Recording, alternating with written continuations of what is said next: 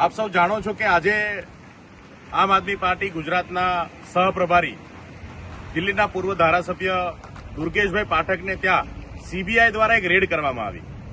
ગુજરાતમાં ગયા રવિવારે એક મોટું સંમેલન થઈ અને આમ આદમી પાર્ટીની જે સંગઠન નિર્માણની પ્રક્રિયા છે એને પૂર જોશમાં ઉપાડવામાં આવી છે.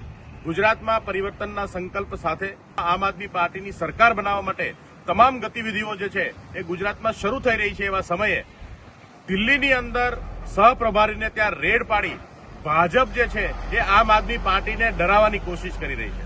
ભાજપ જાણે છે કે ગુજરાતની અંદર જો આમ આદમી પાર્ટીનું સંગઠન નિર્માણ થયું, જો સંગઠન મજબૂત થયું તો આગામી દિવસોની અંદર 2027માં ભાજપ માટે ખૂબ કપરા દિવસો આવવાના છે. એવા સમયમાં આમ આદમી પાર્ટીને ડરાવવાનું, ધમકાવવાનું, આમ આદમી પાર્ટીના કામને ડિસ્ટર્બ કરવાની કોશિશ ભારતીય જનતા પાર્ટી દ્વારા કરવામાં આવી રહી છે.